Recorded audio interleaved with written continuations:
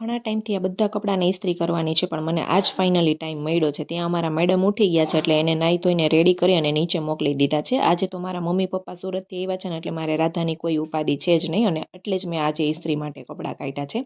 પછી એ નીચે ગઈ અને આવીને તો એ બેનને તરત ભૂખ લાગી ગઈ, એટલે એણે નાસ્તો કરી લીધો. અને 9 વાગ્યાની હું બેઠી હતી, એમાં 3-4 વાર રાધાના લીધે ઊભી થઈ હતી, એટલે 10:30 વાગે મારું આ બધું કામ પૂરું થયું. પછી આ રોઝ ફ્લેવર મિલ્ક પીવાની ઈચ્છા થઈ હતી, તો એ પીધું. અને મને છે ને આવું પીવું ને ખાવું ને થોડીક હું વધારે જ ચટોરી છું. પછી રાધા એની નાનીમાં સાથે થોડી વાર રમતી હતી ને બપોર પડતા જ મેં રોટલા ને શાક ને બનાવી અને જમી લીધું હતું. અને જમતા જમતા CID જોતા હતા, પણ અડધું જોયું હતું ને પછી ભાઈ આખું તો જોવું પડે એમ જ હતું. જમી લીધું હતું, બધું કામ પડ્યું હતું ને તોય અમે આખું એ પૂરું કર્યું કે છેલ્લે અંતે આરોપી કોણ નીકળે છે એમ. ત્યાં સુધી તો શોખ ના જ થાય.